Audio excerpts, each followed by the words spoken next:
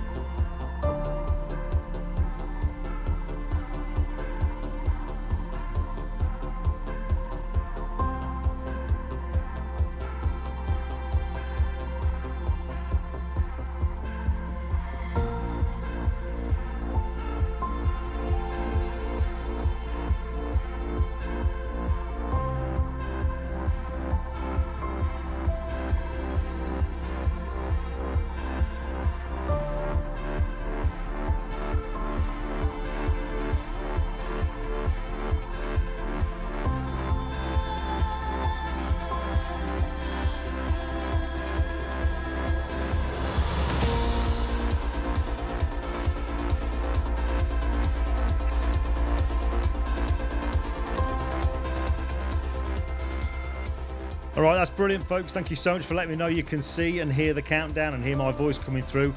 There was a bit of a delay there, though, and I was getting a little bit twitchy. You held off on purpose, I reckon, but thank you for letting me know anyway.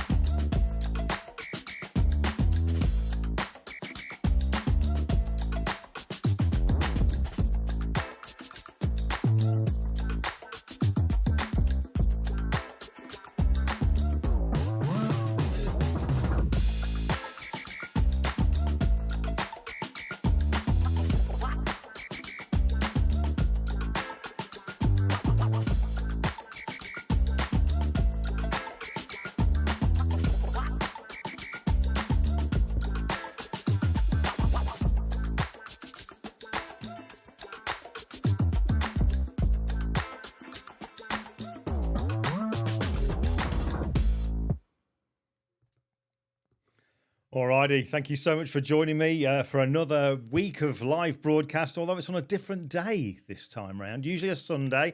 So thank you for those who are regular viewers on a Sunday jumping in on Tuesday. But I have noticed some different names in the chat room as well, already. But I'm guessing Pye's kind of brought them over, thankfully. But thank you for joining me. Really looking forward to this one. It's going to be a bit of a different one. I've kind of planned this one differently to how I ordinarily would, where the conversation would kind of flow. I've had a proper stalking session on Pye's social, which is highly addictive.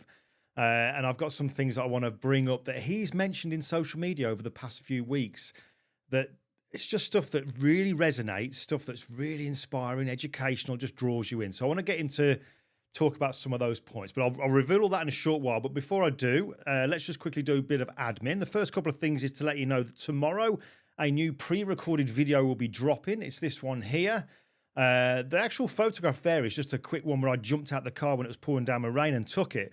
But it's basically going to be doing to do with that intersect, which is in Lightroom and in Camera Raw. Now, I've done a video on it before, but sometimes it can be a little bit hard to explain it. A lot of people show it when they're working on sky, how you can get a better selection of the sky. But I want to show something else, how you can use it to get a better subject selection, but also how I can use it on the car. It'll all be revealed, so look out for that one tomorrow. It's only a short one.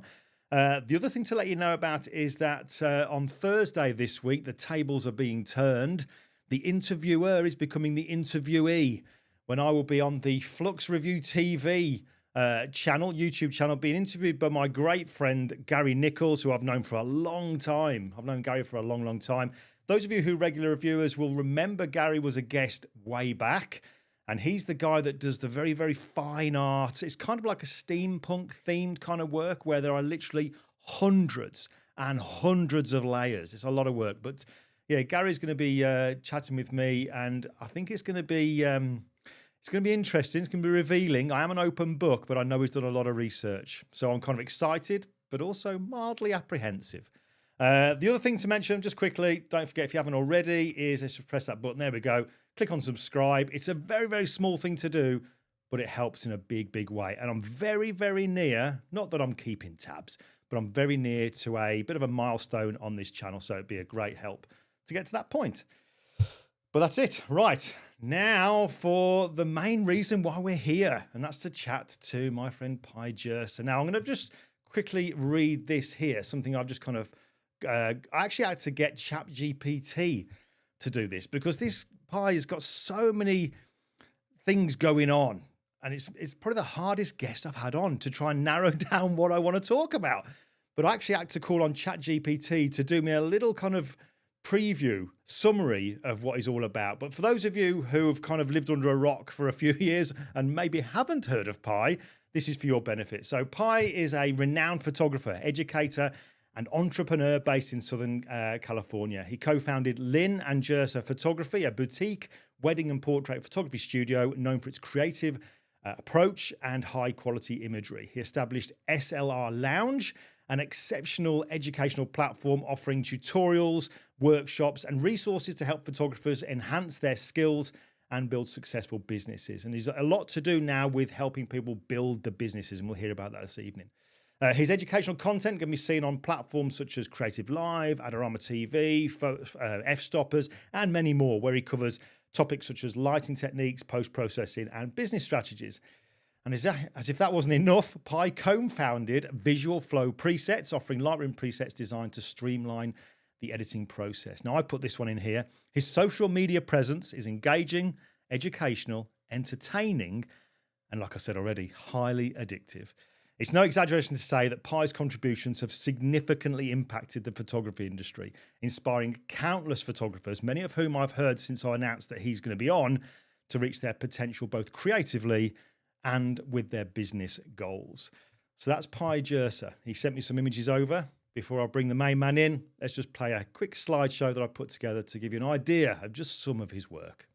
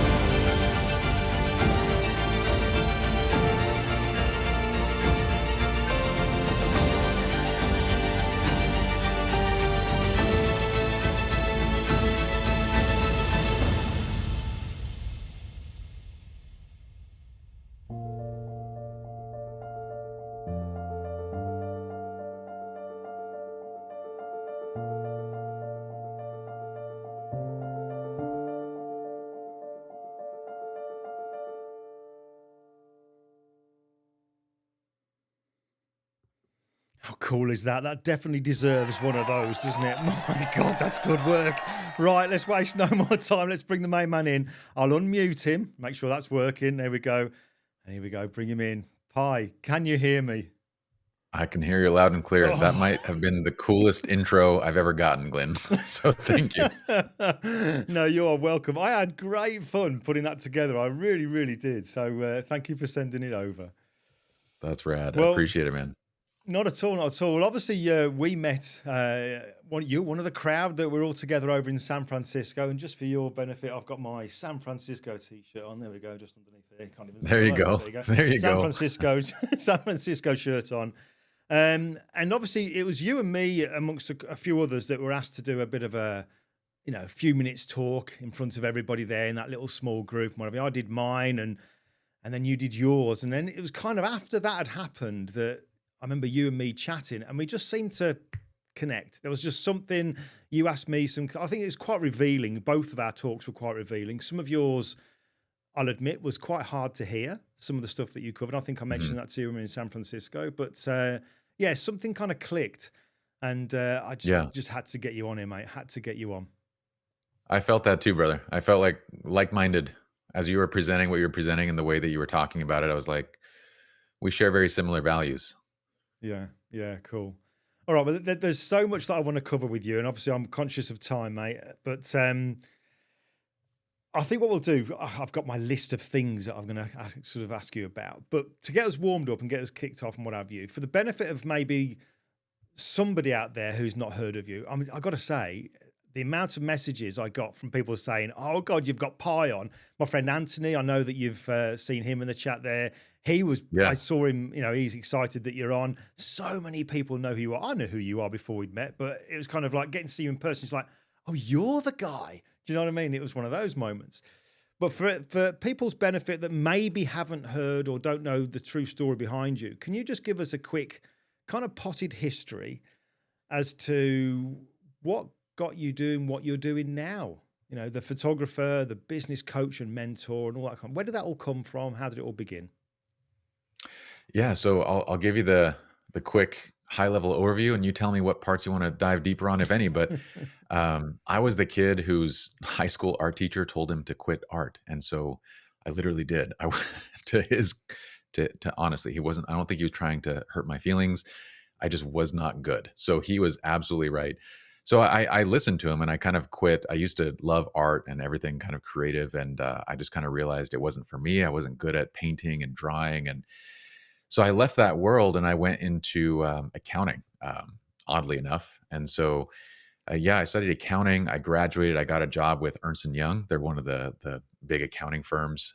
And together, my best friend and his brother, we came out to Ernst & Young, Los Angeles, where basically we worked for 2 years and we hated our lives. And we're like, this is not the right place for us. And so we left back in, I think we left in 2008. It was right during the recession. Like we quit, and literally like 3 weeks after we quit, there was all the talks about the financial crisis and the real estate industry. And I actually worked in the real estate industry for Ernst & Young, so I saw a little bit of it coming. And we were kind of like, well, we left and we're going to start up a business. We got funding to start up that business, and that funding was pulled with that recession. So we'd quit just a few weeks prior. Now we didn't have funding. We didn't have anything. And we kind of thought, what do we do next? And so I was at a wedding and I saw someone taking pictures, and I happened to ask them like, how much are you getting paid to do this? And I didn't even know that was a job. And he was like, $1,500, man. I'm like, dude, $1,500 for a few hours of work. That's incredible. And so thinking all the classic mistakes you could possibly make, I came back and I was like, maybe we should do wedding photography just to like figure things out. We didn't own a camera, nothing. I'd never taken pictures beyond anything on my iPhone, which back then was really bad. I think it just was released must have been, around that time. But I went to WPPI, and the main takeaway that year when I came back, because Justin and Chris kind of sent me to research what it would look like to build a business in this area. And when I came back, I just said, I can't really tell the difference between the photographs from the people in the crowd and the ones that were on the stage. Like, honestly, everything looked good to me. That looked professional. This looks professional. I could not tell the difference. I'm sure there was a big difference, but I couldn't see it. And it was very much the view of like a typical consumer would have, right? But I came back and I said, what I could tell is that the people teaching on the stage, they seem to understand business quite a bit better than the people that were in the crowd. And the ones that were successful on stage, very much so. They knew the business, whereas the people in the crowd tended to they tended to know the art. And I told Justin and Chris, I said, I think we know the business. I think we could learn the art and perhaps make a living in this until we can figure out what's next. And a couple years later, so that year we founded Pye Jirsa Photography. A few years later, we had a seven-figure business, and we kind of didn't expect this to be a career path, but it just kind of became Right. that. So it was very much sort of accidental, where the kid that was told, to leave art, that you weren't really good at this, eventually became an artist. And I would probably say maybe business person first, but artist second. Wow. Okay. Now that there is kind of like a Bird's complete eye view. 180. Is it? Well, yeah, it's kind of like a 180 on what you ordinarily hear people doing. Do you know what I mean? And what I mean by that is, what's really evident is that when you first of all go to a wedding, you see that guy doing the photos, and you ask how much are you getting paid for this? Immediately you switch into business brain. Not, oh, I'd like to take pictures. It was kind of, and straight away it almost seems like the business was the priority. Everything else will follow. The Absolutely. creativity, It's the always been that for photography. us.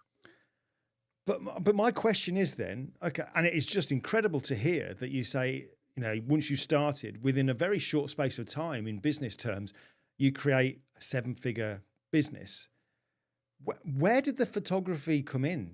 How, is this kid who's been told to not do art, gets hold of this piece of electronics and finds that he can do art, but where did that all come from? Where did you learn it? Where did you learn lighting and all that kind of stuff? Yeah, well, I wasn't lying. I don't know if you remember when we were hanging out with Scott Kelby at that Adobe event, and I told Scott, I was like, "Your book was literally the first book that I picked up to start learning photography." So I wanted to just thank you in person, because it was like, back then there wasn't that much to kind of like go off of. There was no Creative Live, there was no online education, none of that stuff existed. So it was first kind of starting with books to learn the basics, but I don't know that it came from anywhere. And what I should have done, Glenn, you're showing like my images kind of after a few years of working. I should have shown you, I should have sent you the images when I first started shooting. I put them in my lectures, like in our mastermind group. I'll throw them in, because I'm like, you got to see where we started, because you can look at somebody's body of work, and I think I gave you like less than 0.01% of my body of work. And if you just judged me off my best photographs, you'd be like, that's incredible. It's almost like it shows and I'm not the best photographer in the world, but it's almost like it creates like this barrier to entry where like, I'm never going to do something like that. Right. So what I do in my lectures is I show where I started, the first images I was creating, and they are god awful, Glenn. I mean, like, these are, every single person in this chat room is taking better images. I don't care if you just picked up the camera the first time. I guarantee your images were better than mine. They were, to my high school teacher's credit, just pieces of crap. Like, these were not good photos. And so I just kind of started by learning the process of it. And the tricky part was, we were building a business at the same time. So the price point had to always be a value to kind of like what we Mm, were delivering. And my charge, Justin and Chris, they didn't really, feel passionate about the creative side of photography. They wanted to focus on the business. So my job in the company was to learn the creative aspect, was to teach them mhm. how to be good photographers, and then eventually to teach our team how to do the same thing. And so that's what I took kind of head on. And the early stuff was just atrocious. But what we started doing was, at the beginning, we were charging basically zero. Like, if you were on my first like 3 shoots, I didn't charge anything. I just got my friends. One of them was Justin and Yvette, my business partner, and his wife, his fiance at the time. And I just delivered them a bunch of craptastic images. But you know what? If you're paying nothing, then some of those are okay, and it's better than, nothing at all. So they got a Yeah, yeah, few yeah. images that were nice out of each one. And then as the skill level progressed for all 3 of us, then we just slowly started raising the price point. It was first, $250, and then it was $500, and we did quite a few $500 weddings, and it was $1,000. And then I remember we jumped kind of like 1,000 to 3,000, and we were so scared that all 3 of us showed up for that wedding, and we were like, "Just shoot like crazy. We'll figure this out in the edit. Let's Mm, make sure we get them something great." And we did, like, for the price and what they got, it was a value. And so we've always kind of kept that whatever price you're charging be a value. And eventually that became, $10,000 per shoot. It became, $20,000 weddings, $30,000 weddings, and it kind of keeps growing over the course of, we probably got to our first $10,000 wedding like about 3 years in, mm. and that was the first year that we hit 7 figures. And then it just kept kind of growing from there. But we were always a value for whatever price point we were charging, essentially. Oh, which is, I mean, it's great to hear the sort of progress there, but still in the back of my mind, I've got, you know, like you said, you had these craptastic images. Do you know what I mean? We've all got those. Do you know what I mean? But very rarely do they ever come out of the cupboard to be shown. Do you know what I mean? But obviously, it's beneficial for you to do that. If you're going to be teaching, mentoring, and coaching people, they need to see and have a believable, something achievable. Where, what's the starting point for me? I get that. But Absolutely. I'm just intrigued about your business side of things here, Pye, because you say that you're building it steadily because you're getting better, the skill levels are getting better. Are you saying to me that in between the weddings, however many you had in those early days, what were you doing in the interim? Were you doing just so much, just getting out there every day with the camera just to build those skills up, or what? I mean, where were you cementing that kind of skill set? Yeah, I mean, we were probably shooting like, all the partners are probably shooting about 2 times a week. So, and sometimes I'd be shooting a little bit more because I started doing some education work. I started up SR Lounge like 3 years, 4 years in to start teaching. That really helped a lot. Like, they kind of, that saying goes of like, when you learn something, you learn it once, but when you teach it, you learn it twice. I'm sure I'm butchering it, but that's the general idea. And it's really true. Like, when you start teaching something, you really learn it to a different level. And so there was constant practice, 100%. And when I wasn't like working with a client, there was a lot of test shoots, which I would turn into kind of like education, or I had a lot of opportunities to go and do like some commercial work along the way. But it's a lot of shooting. It's definitely the funny thing that I kind of always tell people, like, you're better off, like, if you're just starting out, you're better off going and parking yourself like near the Santa Monica Pier, or just somewhere where there's a good amount of people coming. And I don't care if it's Times Square, I don't care where it is, just where people Mm, are walking by. And if you're trying to do, children's portraits, find parents, and in a not creepy way, like say, can I take a kid's portrait of your kid, and I'll give you the image. You're better off just being out there and practicing and engaging with people than sitting in front of your computer being like waiting for clients. mm, Like, you, and so the main thing is like getting out and developing your skill set. And as you do that, you're also building a network of people that will want to refer you once you're doing something decent. So mhm. that's kind of what we did. We work for free early on, very Right. early. Not like I'm not telling you if you've been in business for a few years you should work for free. This was like in our first few months. We did a lot of free shoots, and what was interesting was you meet a lot of people in that process, and you network, and then you end up, they call you and say, "Hey, would you come and do this?" And they're not going to be the highest paying jobs, but it's going to start paying. It's going to start that process of making money for what you do. Mhm, mhm. Cool. All right. Well, I think this is probably a good time then for me to bring in my kind of things that I've really kind of looked at your social media. And by the way, those of you who aren't following Pye on definitely Instagram, there's his handle, his username handle. What am I talking about? It's like CB world, isn't it? There's his username. So make sure that you follow Pye because it is highly addictive. The way that he does his videos are very entertaining. There was one I actually messaged you about a couple of weeks ago when the part of a video when there was like a movement where you slid into this. Go and Yeah, check out his. You'll see what I mean when you check out his handle. But I I'm going like to doing bring up fun just stuff. some of these that I want to just get you to because when you did the videos on them, these shorts on, or these reels rather on Instagram, they were very, very engaging. It really got you thinking and stuff. So I want to bring them up, and I hope I don't kind of trip you up now because there's so many things that you cover. I hope you can kind of, oh Not at yeah, all. that one was about this. So the first one I want to bring up is this one here, Pye. I want you to elaborate on this. Practice does not make perfect. Yeah. Now, Oh, I love this one. what were you alluding to when you said that? Practice does not make perfect. So this is actually, I kind of took this from a very famous coach, a very famous sports coach, Vince Lombardi, Hmm. who said, "Practice does not make perfect. Only perfect practice makes perfect." And the whole concept behind it is like most of us think that we can learn something and just simply go out and repeat the process and master that thing. What ends up happening is that you go and you practice something incorrectly, or you go and practice it a way that's like kind of suboptimal, not the best way, and you become perfect at doing it imperfectly. So the idea was like, look, everybody needs the right education. You need a coach, you need a mentor, you need someone to help you understand how to approach a process, then to go and practice that thing until it's perfect, but not to simply go out blind and just think that repeating something over and over is going to Mm, make improvement.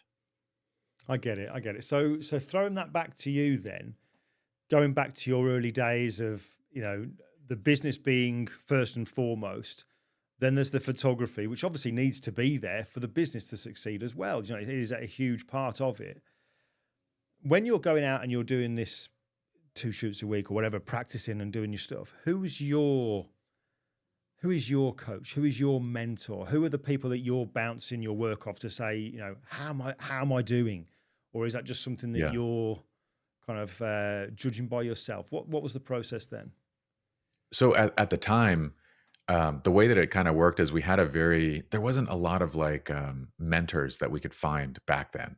So I had one really great mentor that kind of gave us a start a little bit later. Like it wasn't right at the beginning, but he helped tremendously. It was John Solano. He's one of the most successful wedding photographers that you'll probably never hear of. And you'll never hear of him because he's too busy shooting and making good money out in Beverly Hills. Like he's just and it was amazing to be able to work with him. I went on with six. I went with him out 6 times on his jobs, and he would just kind of coach and give me advice. So that was absolutely incredible.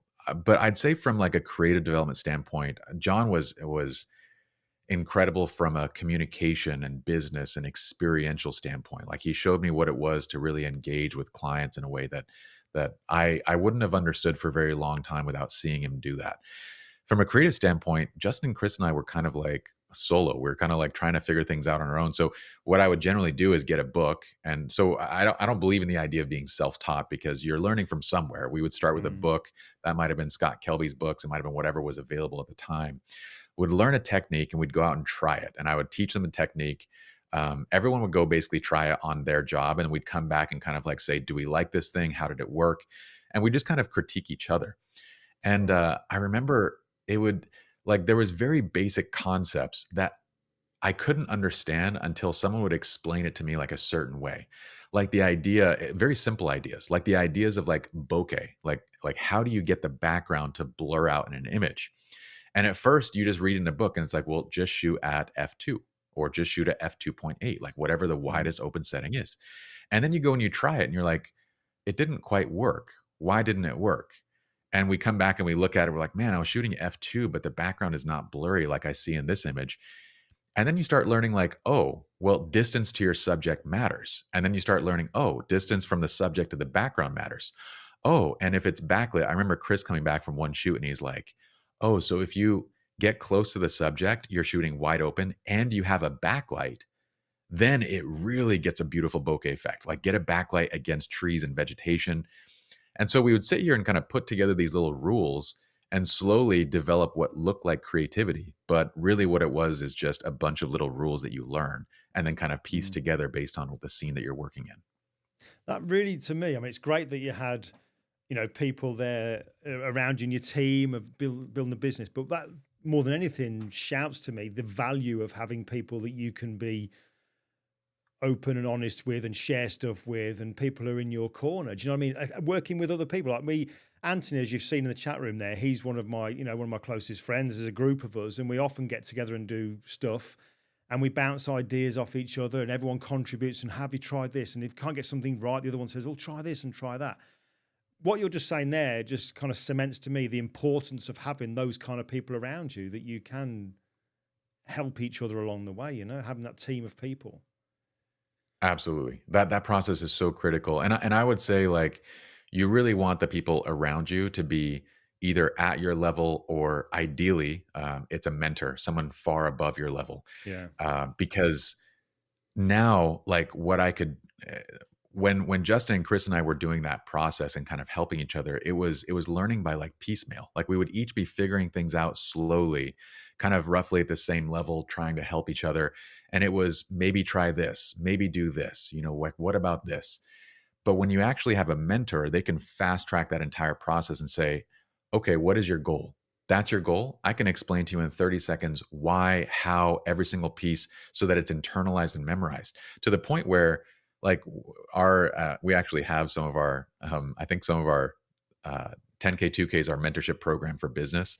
Lou Veneer's in the chat room, so he was mentioning that. But like in business, I can look at somebody's business and literally say, okay, if we want to raise revenue by $50,000, $100,000, this is the one thing you need to do. Like I can fast track an entire process by just pointing something out, whereas someone might be spending a year of trial and error, just like trying to get ideas. And sometimes even worse is, Glenn, that community that you're talking about is so critically important. But what's not often effective is going into a Facebook group and asking for help, because you're going to get a million different thoughts and ideas. You don't know who's actually, legit. You don't know which idea is good. And so as much as critique can be helpful, it can also send you down the wrong path. As much as like advice can be great, too much of it or the wrong advice can literally do the opposite. So it's important to surround yourself with the right people as you're building that network, and ideally finding some people that are above, even if they're paid. Like my philosophy is everything that I learn new, I go and find a paid mentor right from the start, because it accelerates the process by like 10 times. So that's kind of my personal take on it. But finding a mentor, finding those people is absolutely critical. Makes total sense, because a lot of it's got to be down to complete trust in that person that's giving you any kind of advice. Now, if they're doing it, if it's somebody that you don't really know and they're giving it for free, you don't really know whether or not they're doing it with the best intentions. Whereas, you'd pretty much expect that if you're paying a mentor, a coach to do that, then it's in their best interests to give you the best advice, because then that you are then going to be a track record for them, aren't you, when you succeed? Absolutely. So, cool. Absolutely. All right. Okay. Like that one. All right. So the next, I've got a choice here. I don't know if we get through all of them, but I just want to see what you say. So this might actually link on to what you've just said there, Pye, and it was to do with the learning side of things. Because one of the things you said in one of your reels was you mentioned about how to learn photography quicker. Yeah. Now, does that ring any bells? Yeah, that's what that actually ties that? into that actually ties into what we just kind of talked about. I have a process that I like making very simple acronyms and things that people can follow, like frameworks that are easy. So I tell people to just follow the LAF principle. LAF means learn, apply, feedback. So after you learn a concept, a lot of us, when we learn, we want to sit down and like shotgun an entire book or shotgun an entire video, shotgun an entire course, like all in once. And then we go out and do something. And the better approach is actually to learn a specific lesson, to apply that lesson, and then to seek feedback. And kind of along with that idea of feedback is making sure that it's the right feedback from good people. But that process will dramatically improve the learning process by multiple times, because now you're actually internalizing something and learning the why and the principles behind it before you're going on to the next concept. And so you can actually build in a way that accumulates very quickly and creates great, like a lot of growth at once. Yeah, I'm with you. Got some comments coming in here. I'll just bring some of them up here. We've got one here by I Start With Words. There you go. That was hard to find it. Having a community is a game changer, and having a community leaders who can help you and hold you accountable is a life changer. The right people who can help you go further is key. Love that insight. And my friend Lee Churchill, he's put, I found it mostly a negative thing You need to do what's good for you and pick out the valuable info. Difficult one. Yeah. Yeah. I mean, I know, I kind of know what Lee's saying there. I remember when I first started out, particularly on the photography side of things, because I started out as a retoucher and moved over into the photography side of things, I always found that in the UK, maybe it's just the UK, I don't know, but it was all very cloak and dagger. Nobody wanted to share. It was all very much like, I'm not telling you my secrets. Do you know, I did that thing. Yeah. No secrets.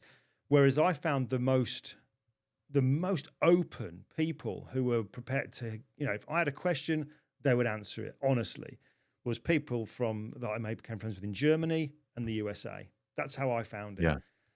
I think without people from Germany and people from the USA, I wouldn't be sat here now doing this. I really wouldn't. So I've got them to thank. Flavio has put, even paying, got some bad advice teaching over the years, learned the hard way.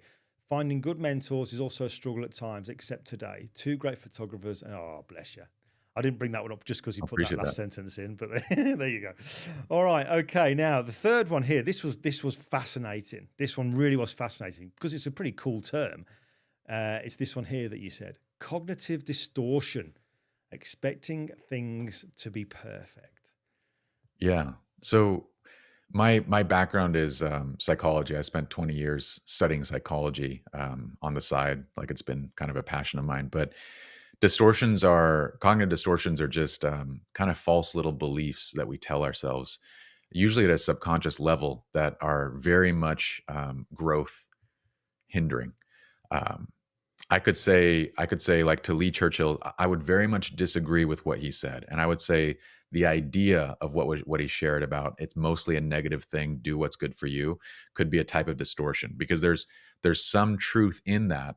But it's something that usually is developed from negative experiences. And so we create a belief set around it that basically stops us from moving forward, at least moving forward in a pace that could be much faster, right? We could be moving forward. You might be growing with that belief set at a pace of, 1 or 2 steps per month, but you could go at 10 steps per month with a shift in mindset. One of the most common ones for photographers or creatives is that we don't tend to release anything. We don't tend to put things out in the world until it's perfect. We all tend to be perfectionists. And so when it comes to our business, when it comes to the work that we put in our portfolio, we have this kind of failure to launch because the work is never quite where we want it. And you can hear it when somebody shows their portfolio. We often show the portfolio and we say, oh, I'm just getting started. Or, oh, I need to update this. I need to put my newest images into this. And those are all little explanations or justifications we give to support that cognitive distortion of everything I put out has to be perfect. In reality, we should be looking to make improvements. I'm going to release my portfolio when it's good, but not perfect. I'm going to put up my business, my logo when it's good, but not perfect, because that bar is never going to be met, and we're only going to be continuing to wait. And it's in the process of actually doing it that you can make improvements, and you can actually get to a place where we can get to near perfect, but never quite perfect, right? But it's in the process of actually doing it where you see improvement. And so the very thing holding us back is that thing that would create improvement. So that's kind of the concept and idea. Like it. Okay. Am I rambling too much, Glenn? Maybe no, not at all. everybody Listen, in the chat this is I've done this because when I was watching those reels, they finished and I was like, oh no, carry on. So this is just me being cheeky, wanting you to extend the reels. All right. Now this one I love. And what you said in the reel really did. It was really, really cool. I like this one. And this one is, photography is an emotional product. Yeah. Now, yeah. Business-wise, it was all to do with I think you said something like trying to sell, was it to do with trying to sell something beautiful with a logical comment? I can't remember. Clarify it for us. So photography is an emotional product. What do you mean by that? This comes from there's kind of a frame in mind that most photographers have is they kind of, when justifying their price or when trying to explain to a client why they should hire them, they talk about the features of the product. In sales, we'd call it feature selling, right? Where it's like, oh, my lighting techniques. The reason why I'm unique is the way that I light my images, or how I handle the editing process, or the cameras that I use, the gear. You even see it like where a lot of photographers will make these social media posts, and I just want to bang my head against the wall because it'll say why I charge what I charge. And then it'll list out like camera, computer, equipment, insurance, the Wow. cost of running a business. And I'm like, that's not why you charge what you charge, because none of those things support a luxury price point. And kind of like the best way to explain this, or really the case in point, is if you walked into, let's say, like a Bentley dealership where they're selling $500,000 cars, what could they tell you feature wise on that car that would justify the price point? That it has a watch built into the steering column, that it has like the best leather in the world, or I don't know if it actually has watches there. I know it has watches in all over the place, but I think Yeah. there's Rolexes built into the actual dashboard. Like, what could they tell you from a feature standpoint that would justify the price? The answer is nothing. When you're talking about a luxury product, it's the emotion, it's the attachment to that product that justifies the price point. It's not the features of the product. And when you look at photography, this thing has replaced the commodity of photography. The commodity of photography was that low price product that you'd get at a Kmart or a JC Penney, that you walk in and you get some portraits for $50. This replaced it. Everybody can take images now that are good enough. And so the only people going to a photographer as a service are people that expect a luxury experience. And if they expect a luxury experience, you're selling an emotional product. You're selling the connection that you have to that client, and the ability that you have to turn the things that they value into something they're going to love. But features is no part of that conversation or justification of price.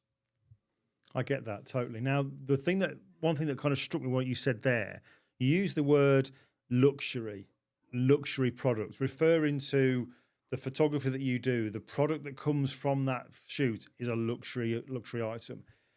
Now, I don't do weddings. I did. I think like most people, when they first start out in photography, they'll try weddings, and then eventually you start to kind of either say, yeah, I love doing this, or it's not for me, and they move on to other things. But at what stage? At what stage and who is able to say that your work, when I say you, I mean the general you, who is able to say that your work is luxury? That might sound a really weird thing to say, but I don't know if it's just my own personality. I've always struggled with calling myself an artist, where some people say, yeah, but you're an artist. I've always struggled with that. Yeah. So in that same vein, who is able to say that this is a luxury product that I produce? Do you know what I'm trying to get at here? I suppose it's having that comfort in saying Yeah. that what you produce is luxury. Yeah. I think what you're saying is like, we kind of want that person.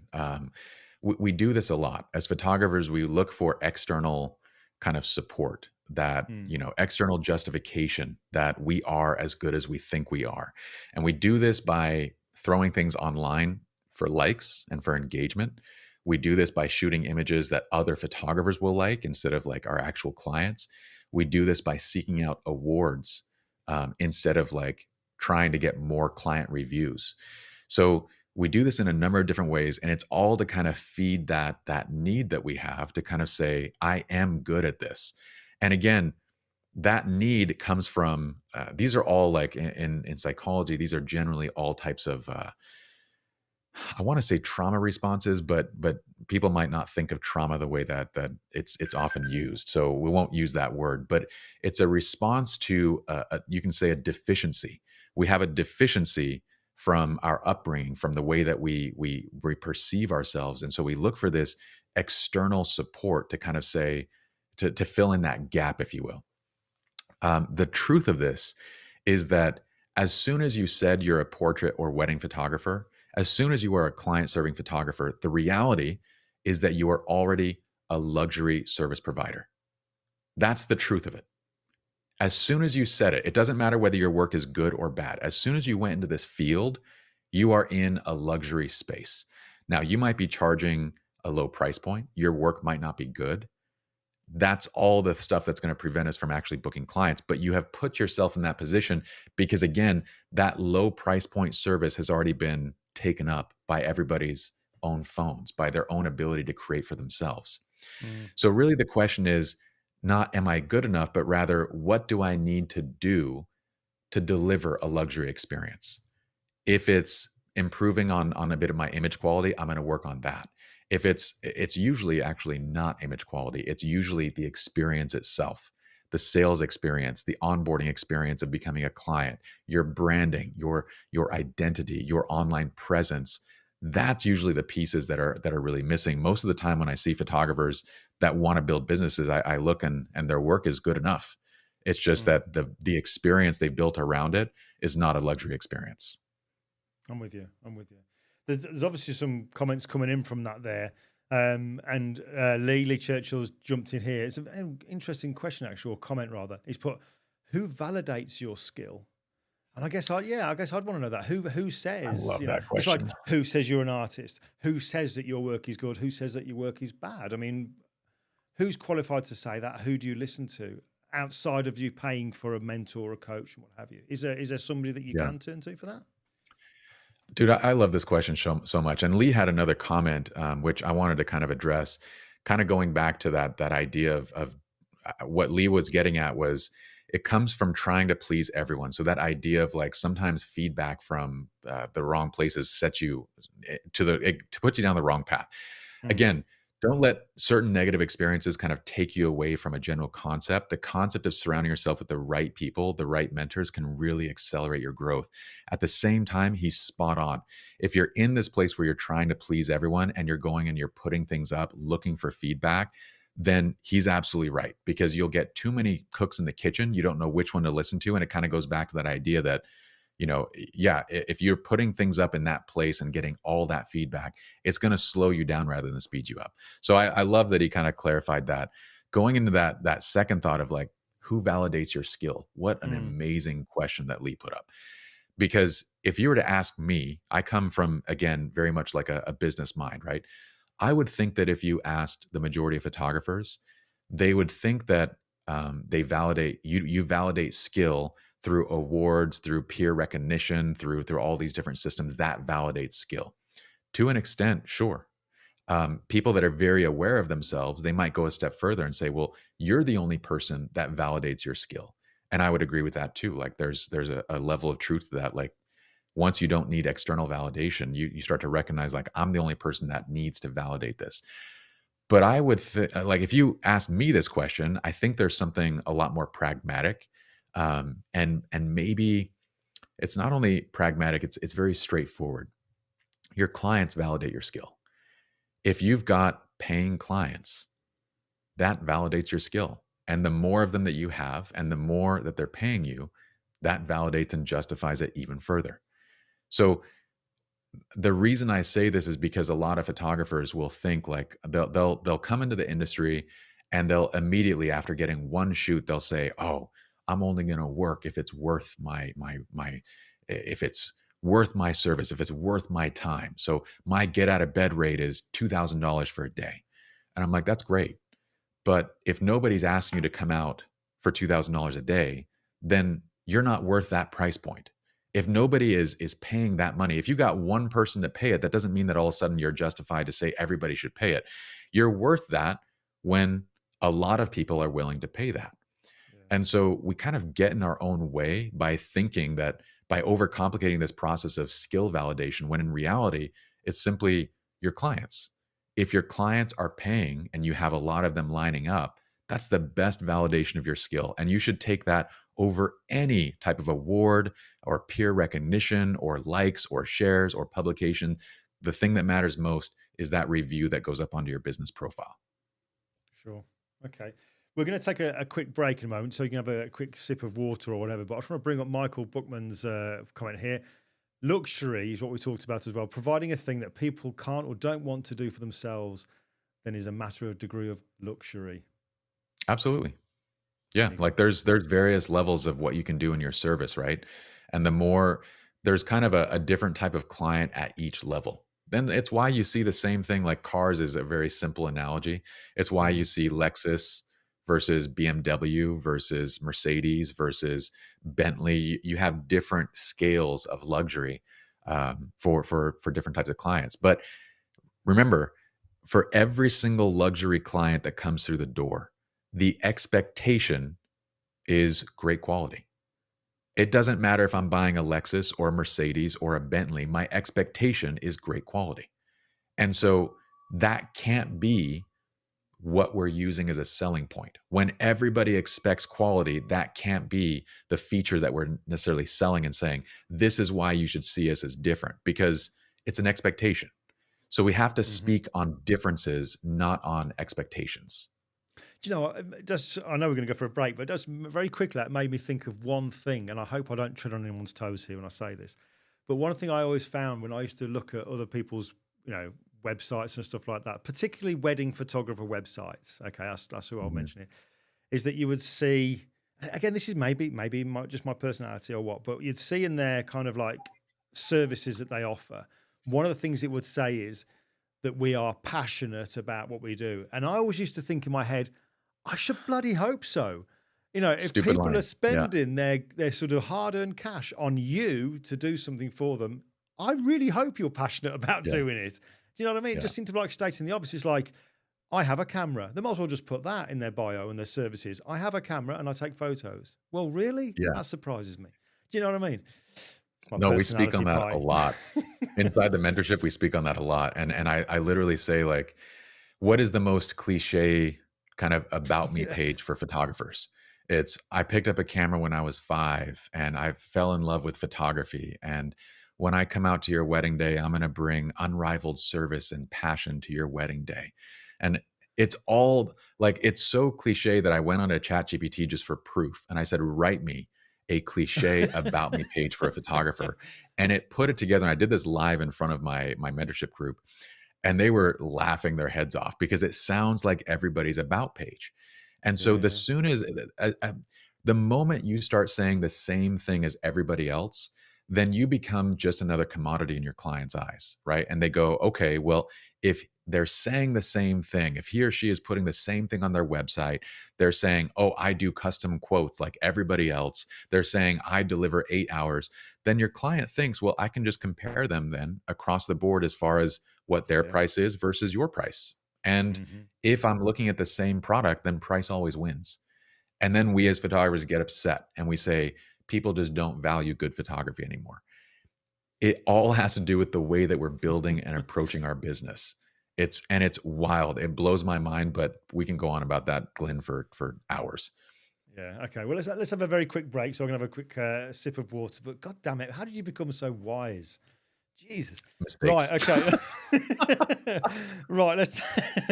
I'll mute you for a moment. We'll take a quick break and then we'll carry on. Because I know we are time's flying by, but there are some ones that I want to bring up. I've got So time, brother. Let's do cool. this. I'll be back with you in a moment. I'll mute you as well, so you're all right. All right. All righty. So yeah, God blimey, is he wise or what? But on a completely different note, I could listen to Pye talking about dust on a radiator and I'd find it interesting. Do you know what I mean? He's just got a great voice, hasn't he?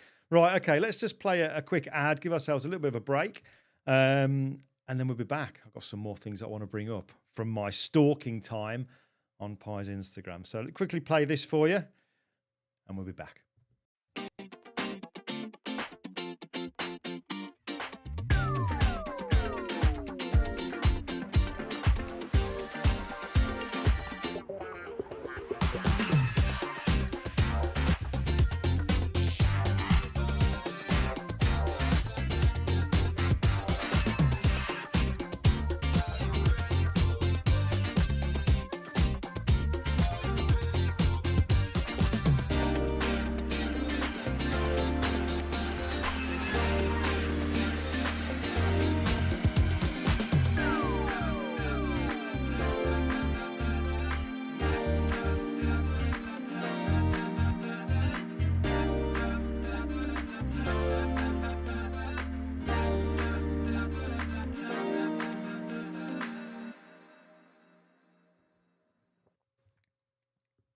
Alrighty, blimey, that finished quicker than I thought it did. Right, let's just unmute and Pye. There we go, and bring him back in. Well, I was just right in the middle of a slurp then.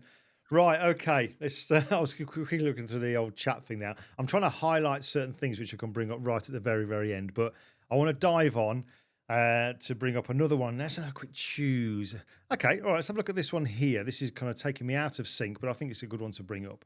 Again, it's business related, and we're going to go with this one. Should you take smaller gigs or smaller jobs? I guess you'd say. What are you Yeah. meaning by saying that? This goes back to that concept of how we get in our own way by kind of setting a day rate or like a get out of bed rate that doesn't match the level of demand that we have for our service, right? And so I get that question a lot, where it's like, I want to be shooting $3,000 jobs, like I want to do $3,000 portrait sessions and weddings and whatever it might be, but someone's gonna willing to pay me $500, and my first question is like, do you have other inquiries? Are there other people that are wanting to work with you? Would you lose business by taking that job? And they're like, no, I don't have any other leads coming in. And so it's kind of to me, it's a no-brainer. Like, well, of course, if you have no other business and your business can't yet support the price you want to charge, then clearly we have like a price to value issue here. We have like an experience issue that it's important to like come down and start building your way up rather than jumping to this place. And so my idea goes back to that thought of like, you're always better off. You're better off taking on a $500 job and being out working with a client than sitting behind your desk. You're going to learn more. You're going to be able to practice. You're going to get paid for practicing. You're going to tie into their network. Sitting here behind your computer waiting for the person that is going to spend the money that you hope on you is such a complete waste of time and your efforts. Do you think sometimes when it comes to business, photography business and photographers and whatever, and I'm not talking about wedding photographers in general, I'm talking about any kind of photography related business. What you're talking about there with regards to day rate, getting out, it's better to have the $500 job than sitting behind your desk doing, tinkering around.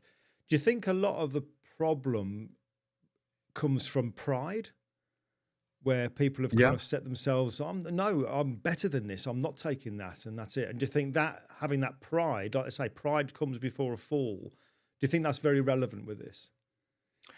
I think pride is a overarching issue that all of us photographers have to contend with. I mean, if we go back to that idea of like, why do we need so much external validation? This is an ego problem. This is a pride issue. And so uh, it's really like to me, if you were to can we separate the word pride versus confidence? To me, confidence is a certain level of humility that comes with like, I know I can do something because it's supported with a lot of experience behind it, right?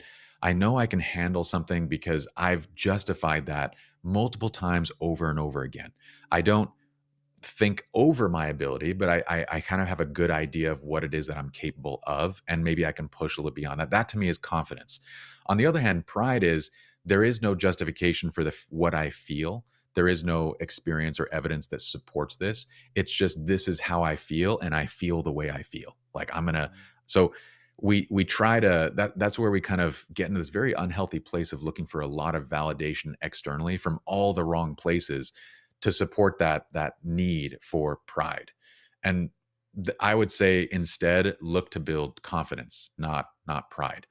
So this kind of general rule applies to every area of photography, in my opinion. It applies to production work, it applies to commercial, it applies to film work. Like, look, you might want to be a director of photography. You might want, $3,000 as your day rate as a director of photography. But maybe the only thing you can get right now is the $500 behind the scenes guy. You're still better off taking that job and going and meeting people and networking and building your relationships around you to support the vision of what you want to do than sitting home waiting for someone to hire you as a director of photography. Mm, sure. Flavio's put a little statement in here. He's put, let's just try and bring that one up. Confidence, pride, or ego. Yeah. And the first thing when I saw that there, the first thing that came to my head was be humble. That's what it made me respond in my head, be humble. Because pride or ego especially, I would suggest, your opinion on that is is that something else is that very much tied in with pride, do you think? Having an ego of like, oh, I'm better than that, I'm way better than that. They don't deserve me to be there for $500. Is that what we're talking about when it comes to ego? Yeah, I think pride and ego, I could kind of lump those things Yeah. together. Pride and ego is usually something that we're looking for something to justify the way that we might feel, usually kind of like externally. Um, with confidence, this is an experience thing. I wouldn't like, I always lump humility, like a confident person is also like, in my view, and the way that I approach and the way that I value confidence, that person is also humble. The I think the trick that a lot of us don't realize is if someone says like when I present and I say, look, my day rate, if you want me to do a commercial job, if you want me to do a wedding, if you like, I don't generally go and do things unless it's roughly around $10,000 a day for the revenue generation aspect of it. And someone might say that, well, Pye, that's very prideful. And I would say, no, I have confidence in what I do, and I have 15 years to back it up, and there's demand for what I do. And so I think in a lot of cases we allow that word humility to kind of like self-deprecate and devalue ourselves, and it shouldn't. You can be confident, charge a good rate, and at the same time be humble. And pride and ego is the opposite. Pride and ego is, I want to feel the way that I feel despite the lack of any experience or justification. I'm with you. Yeah, cool. All right. Okay, I like that. Another one here, which I think is valuable because I guess this relates to when it comes to having your website and putting your portfolio together and showing your images and whatever. So one thing that you said on one of your reels was show quality, not quantity. Yeah, that's just a general rule. I think usually when I speak about this, it's in reference to like the images you're showcasing, the work you're putting out, especially your portfolio, your website, all of it. It's, if I showed you, that's kind of goes back to, we can tie it back to this earlier, this meeting when you showed kind of that slideshow of my best work, right?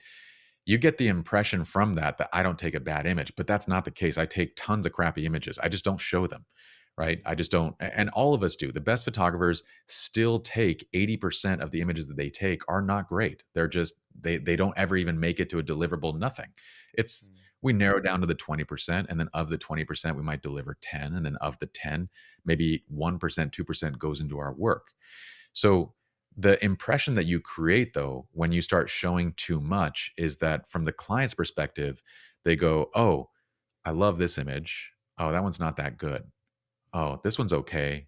Oh, I really like that one. Oh, this one's average. Oh, that one's awesome.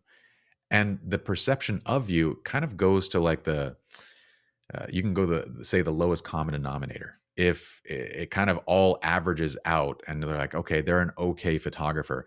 And it all had to do with just, we showed them way too much and we didn't really understand who we're communicating with. So that concept is really like, let's show our clients quality over quantity, and let's create a much higher perception of the work that we do, and not worry about showing things that they're not going to care about. Okay, cool. Oh, I love this. This is extending my reels. This is, or the reels that I was listening to. I love it. It's very selfish. Right. Okay. Something else I wanted to bring up here was, oh yeah, here we go. This one here. This is an interesting one. So you said that one of the titles on one of your little reels was what we attach self-worth to as photographers. Yeah, that one's a big one, man. This goes back to that concept of like pride and ego and validation and all of that. As photographers and as artists, we wrongly attach our self-worth to the images that we're creating. And the reason that I say wrongly is because you are much more as a person, as a human being. You are far more than the images that you're creating. And you might think that sounds like hokey pokey, like, oh, sounds like a fluffy psychology idea. I mean, it kind of is, but the idea behind it is the reason why you get so hurt when a client turns you down. The reason why you are affected when someone says they don't like an image you created. Maybe it's a comment on your post. Maybe it's a, whatever it might be. Maybe you get a thumbs down. Maybe you get a critique. The reason why each of those moments are so emotionally impactful is because your self-worth is actually attached to the work you're creating. We should be proud of the work that we're creating. We should have confidence in the work that we're creating, but it shouldn't have any association to your self-worth. We need to detach that. And as soon as you do, then you can start to actually grow again at a much quicker pace. Because when someone says something, when they don't like something, you can judge it for what it is. Maybe that's just a subjective comment. Maybe they're actually onto something, right? But oftentimes, because we want to protect again that ego, we attach our self-worth to the image, we dismiss the actual justified critique. We dismiss, a client that rightfully didn't hire us. We just say, oh, that was just the wrong kind of client. I acknowledge that not all clients are for me. Well, no, they might have been a really great client, but you can't see past your own attachment to your product to recognize what you did wrong in this process or what you could potentially do better. So if we want to be successful in this space where people are paying us for our work and everybody has a differing opinion, and we're in this online world and everyone can share a thought and everyone can say something rude, we have to detach our self-worth from the images we create. Otherwise, we're setting ourselves up for a lot of pain and very slow progress. Mm. I don't know if there's a quick answer to this one, but thinking back to when you started and then looking at current day and how different things are and how things have progressed and the way that things are done has kind of changed. What would you not do now that is available, they're freely available? What would you not do now if you were just starting out? Is that something you can answer off the top of your head? What do you mean? Like what would I? Well, we have lots of things available to us, like social media, for example. Yeah, I guess social media, doing stuff for free. I don't know. Oh, I'm just trying to think of what do we have now that's different to what we didn't have back then. Websites. Would you create your own website? Would you hire somebody to do a website? Would you use a platform like Squarespace? All these different things. Is there one thing that kind of stands out to thinking, go, if I say to you now, look, Pye, tomorrow you are starting out as a photographer, you're going to do this business. Is there one thing, knowing what's available to us all over, you'd go, well, I wouldn't do that because that wasn't good. Social media. Let's use social media as an example. Sure. Would you use social media? Would you put a lot of emphasis on social media, I guess is what I'm getting at as well? Because a lot of people I know, social media is good, but it can be anti-social media. Some people, there's a negative side to it. It's also made, I think, some people think that the art of conversation and face-to-face interaction isn't necessarily as much as it used to be. Whereas I actually think the reverse is the same. Yeah, I'm the exact opposite too.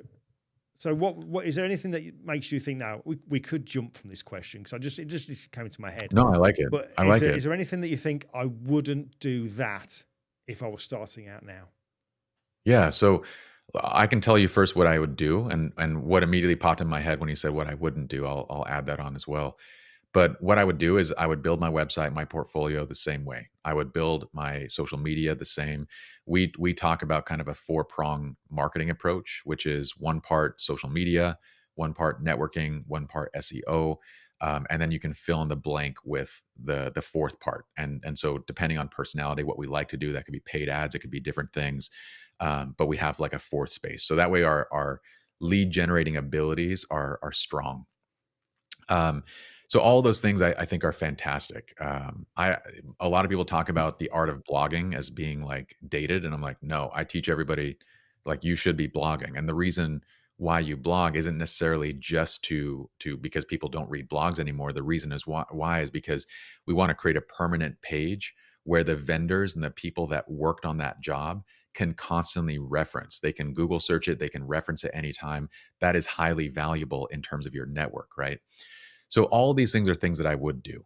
The one thing that I would not do right from the very beginning is try to be everything to everyone.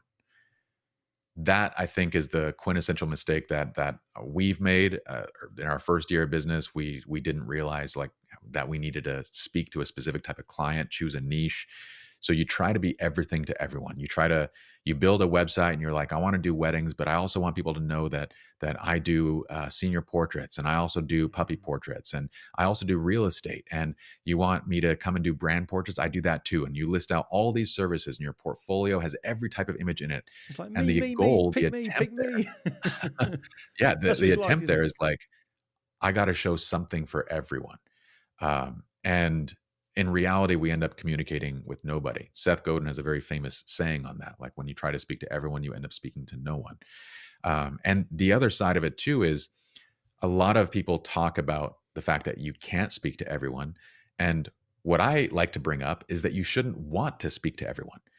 When you Mm, have clients that you don't like, when you get jobs that underpay, that undervalue, that work you harder, and that don't appreciate what you do, it comes from trying to speak to people that are not your clients. It comes to trying to speak to everyone. So in every single way, it is more profitable, more beneficial, more sustainable, more enjoyable to figure out who it is that we're marketing to, who is our target audience, and to simply speak to that person. And that's the one thing that I wouldn't do. But all the other stuff, I love the tools. Like, social media is such a powerful tool when used well. mm. But I would simply go about doing things like a certain way. Like, in the past, we would have designed our own website. And now I'm like, why would you ever do that? You should use Squarespace. You should use Show It. You should use a platform that already has all that done for you. Yeah, yeah. We simplify the processes, if you will. Yeah, cool. All right, brilliant. I'm glad you made sense of my fumbling question. I got No, that Anthony's was great. dived into the Anthony's dived into the chat in. He's put, Pye, would you say that working with your current clients willing to pay your worth is easier than working for low budget clients when you started out? Oh, that's a good question. So, like, my current clients, yeah, definitely. Uh, People pay for the things that they value. So the funny thing is that the more you're charging, the more someone actually appreciates what they're getting from you. It's a very odd aspect of kind of human behavior, but it's the reason why, like, how many of you in the chat room, I'm curious, have ever done a shoot for a friend? You do a shoot for a friend or a family member, and let's say that you don't charge them, or you charge them a very small amount, right? And what ultimately usually ends up happening is that they kind of, they'll reschedule on you. They will take up more time. They will not be that appreciative. You'll end up delivering the photos, and they will say nothing. You can't even get them to give you a review. Nothing. They don't do anything to support your business. And then on the flip side, a client that will drop a $10,000 on my table will literally support my business by sending me more business, by giving me reviews, by saying how much they love the work. And it goes back to just that simple concept of we value what we pay for. And if someone doesn't pay for something, they're generally just not going to really appreciate it that much. So absolutely, the higher paying clients are generally far easier to work with than staying on that lower end. So, which again, case in point, do not stay on the lower end. We get our start, and we start pricing our way up to find the clients that we want to eventually be serving long term. Cool. Again, I'm conscious of time, but there's just a couple of things I want to bring here, and there'll be one more little thing I want to bring up. But the one thing that's come into my head here, from what you've said so far, with all these explanations, Pye, is when it comes to working with photographers, as you do, you know, coaching and mentoring people to help them not just with their creativity side of things, but also mainly their business building Mhm. skills. Would you say that there is a common denominator when it comes to things that aren't doing that they should be doing? Is there always, like, no matter who you work with, there's always that one thing that you can guarantee they won't be doing? I mean, broadly, and if you want me to get into more detail, I can, but broadly, I see photographers spending 80 to 90% of their effort on their creative ability and 10% of their effort on their business ability. And it should be the exact opposite. It should be flipped around, where 20% of our effort goes to ongoing creative development, and 80% of our effort, if we want to be professionals, goes towards business development. So broadly, that's kind of like the biggest stroke that I can kind of paint across our industry, is that it's very easy to want to focus on creative development, and only among professionals, right? Because if you're not trying to be a professional, there'd be no reason to spend time on business development. But for those that are trying to create a business, that are trying to be entrepreneurs and professional photographers, they're not spending nearly enough time on their business. Okay, cool. Well, the last thing, I'm going to bring up the last point that I'd like you to expand on. But before I do, there's just one I've noticed here in the chat from Flavio. He's put, being humble, guilty of that. Quantity versus quality, confirmed. Learning from that, great insight. There you go. I think that seems to be reflected throughout the entire chat room at the moment. But the one I want to bring up then is this one here, because I think this is very much, I think this is for everybody, regardless of people who are doing photography for business or pleasure. Do you know what I mean? Mm-hmm. And life in general, I think this one is relative for. And it's this one here, where you mentioned about boundaries versus walls. Now, for everyone's benefit, what were you getting at when you mentioned that? Going back to, again, a lot of my, I work professionally in the psychology space, but I also studied that's like one of my biggest focuses over the last 20 years, which is simply studying this. And if anyone's ever wondering why I teach and coach and do the things that I do, it all came down to like learning things that I needed to learn myself. So you go back to that question of like, why do you know this stuff? Or I don't like using this phrase, but why are you wise? It's because these are all the painful lessons that I needed to learn myself. And once I learned them, I felt like it meant a lot to me to be able to coach and educate and help others to realize potential that maybe they didn't know that they had. So this lesson specifically is one from a relationship standpoint that has made a huge impact on my life, from my personal life to my professional life. But the concept of boundaries versus walls is an idea that generally, as I presented this to the photography community because it's something that we suffer a lot from, we tend to be people pleasers.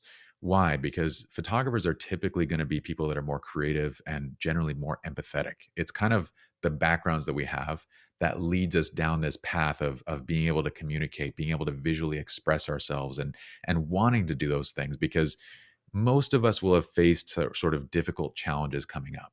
And so we have this aspect that makes us empathetic.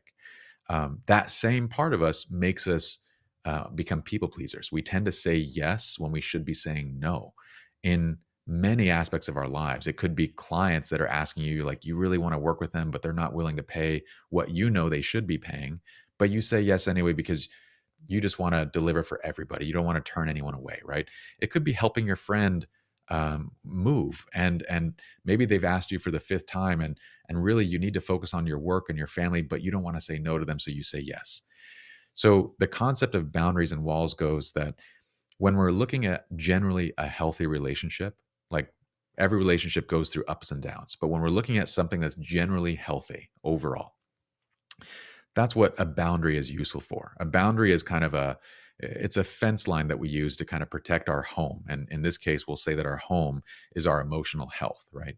So we have a fence line that kind of says, this is my property and this is your property. And I'm going to invite you over to my home and you can invite me to yours, but I don't want you sitting in my property 24/7. That would just be a little bit weird, right?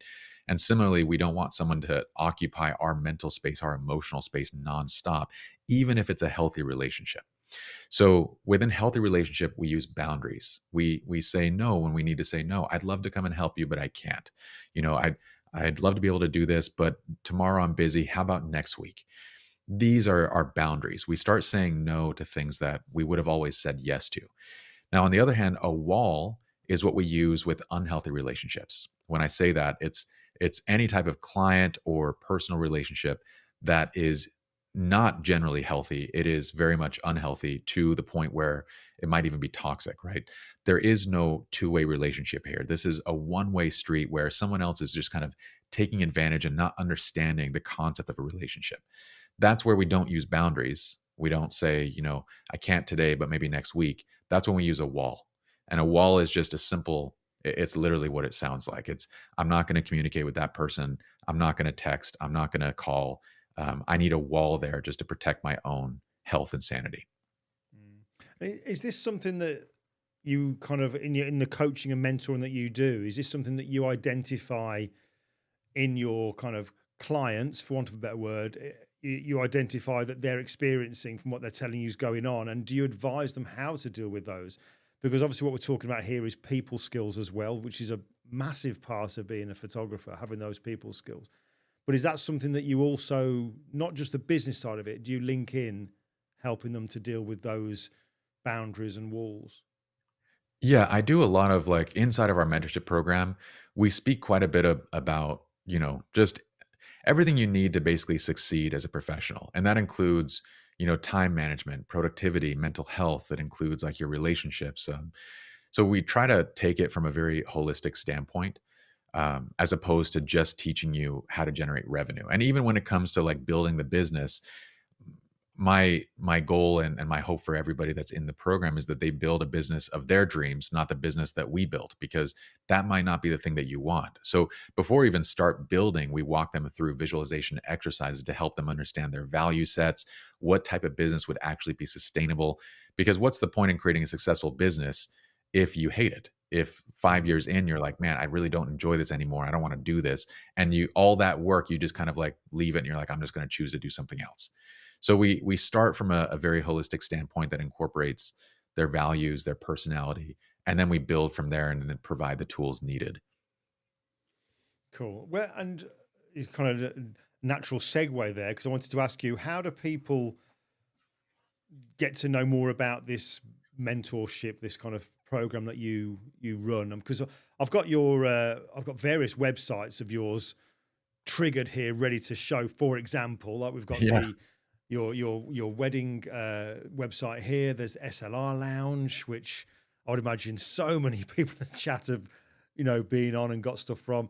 You got the Lightroom presets one here. So what are we talking about when it comes to the mentorship program that you do? Where do people find out about that? Because obviously I want to put the links to all this kind of stuff in the description Yeah. and the blog post tomorrow. Honestly, the best place is probably our Facebook mastermind. So we have a free mastermind. We basically say as long as you are a serious or aspiring professional wedding or portrait photographer, so portrait, like any aspect of basically client serving portrait or wedding photography, if that's you, and that includes like brand portraiture and that type of stuff too, then join the free mastermind. In the mastermind, we do weekly live lectures, and these are completely free. We have resources. We just hit, I think we're about to hit 10,000 members, and it's just a powerful and very helpful community. We also will speak. So when we do enrollments for like our actual mentorship program, which is called 10K, 2K, then we'll talk about it in that group. When we do, we kind of work in things naturally into that group as they come about. But the group itself is incredibly valuable, and kind of one of the best, I don't know, career decisions you're going to make is just joining like a free group that actually has a lot of people there that are want to support and tons of value there on a weekly basis. Absolutely, yeah. Well, I mean, later on at some point, if you could send me the link to that, and I'll be able to put that into Absolutely. the description and blog post as well. But I'm going to kind of look at wrapping this up now. But before I do, just to kind of bring up a couple of these comments that have come in, which are quite interesting. Daniel Bowden has put, I can drop $10,000 and get the final product I expected. What makes me come back or refer a friend is the experience I had during the shoot. 100%, Absolutely. 100%. I'd go with that one as well, Absolutely. definitely. And Michael Buckman has put, helpful to look at boundaries as saying yes to yourself, not just no to others. 100%. It's one of the concepts we talk about is every time you say yes to someone else, you're saying no to something that you generally wanted. So identify what that is. You're spot on, Michael. Cool.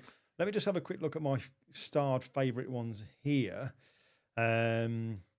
Okay, just bring a couple of these. Oh yeah. Initially, when I showed your slideshow, and I know you were being, very humble and sort of saying, look, that's some of my best work. You need to see some of my other stuff. But needless to say, beautiful work. And some of the comments that were coming in, just wonderful. Breathtakingly good. What a fantastic Appreciate body that. of work. Incredible job of subject standing out and wonderful skin tones. Super pics, nice one, Pye. Dang, it's definitely inspiring. And Jean-Francois put wedding pictures, level 10. Look at that there. But Appreciate that. but there's loads of stuff here. Flavio, who's been very active in the chat there, has put valuing ourselves can be hard to get the pricing correct. Inspiring to hear he's not alone. And that's what I think as well is really valuable. I mean, it's wonderful that you're able to share these insights from all the experience that you've got. That's where it's come from. To be able to do that is, I think, is massively important, because it does help others who are going through those same experiences, thinking it's not just me. Whereas when you don't hear of other people going through challenges, you tend to think, is it me? Why can't I get it? It's like with the photographs, isn't it? When all we see is social media life, you know, with the most Yeah. amazing photos day in, day out. And you're thinking, why don't mine look like that? And that can be damaging. So what you do, or you mentioned that you do there, Pye, in that mentorship, is to show your early work. I think that is Totally. incredibly valuable, incredibly valuable. Totally. One of the things we recently, not to sideline you, but 3 No, no. months ago, I wanted to kind of like help people understand what it is to have a mentor, and so we went and actually put together our numbers. And the 17 years we've been in business, we have now just, I think this last month, we've now served over 8,000 luxury clients. So over Wow. 8,000 client commissions in that period. And so if you imagine for just a moment, like how many leads, how many views would we have to generate to get to the place where we have enough leads, right? To have 8,000 clients.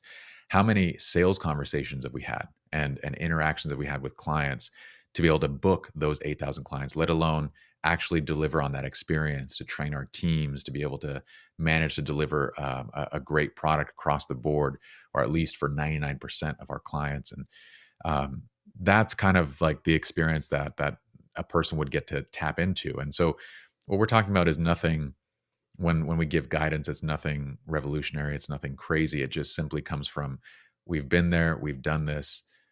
It's just experience. And so we can speak to that level of experience in our mentorship programs. Lovely stuff. All right. Well, wonderful. I'm going to wrap up with just these ones bringing in here. Pye. Kirsty's put, I've sat here very quietly just drinking this in. I'm glad she put this in at the end of that. Otherwise, I'd have been a bit worried. Sat here very quietly, just drinking. I start with words as put, I'm impressed by the value shared in this live session. Thank you very much for that. My only question is, how amazing would it be to have Glyn on to join Pye's platform? Hey, listen, he doesn't want to lose members, so maybe not. No, that would be rad. I don't have anything this fancy. This is such a cool production, Glenn. Flavio's put, Pye, definitely inspiring. I still look at his 101 lessons I got a few years back, and still there is something to learn or revisit. Thanks, Glyn, for this amazing guest. Couldn't agree with you more. And yeah, it just goes on and on. The great thing is I won't be doing any editing on this recording or this live here, Pye. So these will remain there, and all the live chat will come into, so everyone can see it afterwards. Cool. But where, apart from the websites, which I'm going to put the link into, there's the Facebook page that you mentioned as well. Yeah. There's the Lightroom presets. There's the SLR Lounge, which I'm sure people have got the link to anyway. Is there anywhere else? Oh, also this one. Is there anywhere else that people can, hub, as Kirsty would say, drink it in? Yeah, I would say like my Instagram is just probably the best hub for everything, because you'll kind of see it has links to everything, and it kind of has the guidance. The mastermind group is really the best place to be for just ongoing value and being part of the conversation and learning and whatnot. But my Instagram is the best place to kind of just keep in touch and follow. Cool stuff. And I highly recommend it. In fact, I did have a little video of the Instagram here. Look, yeah, just play, see if it comes up. There you go. Look, there's the Instagram, and there's all those little videos you see that I was just digesting.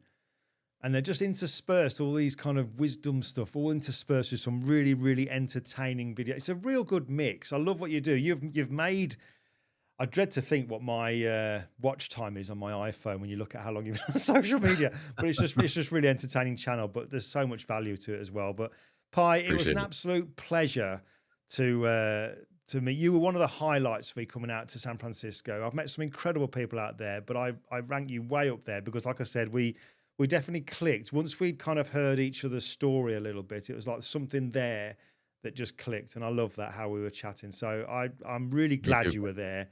And I'm really glad we've connected, mate. But thank you so much for coming on and doing this for us. Likewise, brother. Appreciate it. Thanks for bringing me on. Cool stuff. Well, I'm going to get you to go into the green room, and I'll come and see you in for 30 seconds. So don't disappear when you see the screen going all over the place. But just for now, from me and from everybody in the chat, which is still going, look at this. Nigel's put, oh, what a night. Inspirational. Thank you. There you go. There's Nigel Thomas has just put that for you as well. And good old Norman. Thanks, guys. it goes on and on. Pye, I'll see you in the green room in a moment. Awesome. Thanks, Glenn. Appreciate you all tuning in. All righty, cool. Oh, and Pye, you're muted, so you're safe. Don't worry. Wow, amazing. I'm just so conscious of time, just racing by like that. But I could just sit and talk to Pye forever. Do you know what I mean? I really, really could. I know that he doesn't say he likes to use that phrase of being wise and stuff, but when you've got somebody who's got that much experience and they're willing to share it and so eloquently, it's just wise, isn't it? I mean, just like Kirsty says, just drink it in. Wonderful, wonderful stuff. What a great guy. All right, so let's just wrap this one up then. So just a reminder of the admin for you. Tomorrow, I'll be dropping a new video to do with, it's a new way of looking at how you can do something with the intersect that's in both Lightroom and Camera Raw. Thursday, I'm getting nervous now because it's getting closer. I'm on with Gary Nichols, my mate Gary Nichols, on the Flux Review TV channel, YouTube channel there, where Gary is, I think he's going to be digging deeper than anybody's ever dug before. Wow, fancy saying that when you've had a drink.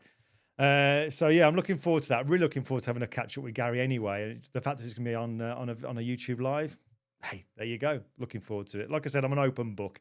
So there's that.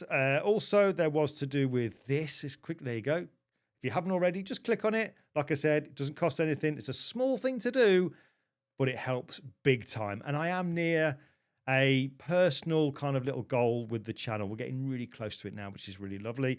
And also to let you know that there will be a live, not this coming Sunday, but we're having to kind of delay it up until the 9th of February. But there are going to be some interim videos. There's something coming. There's 2 pre-records coming in the meantime.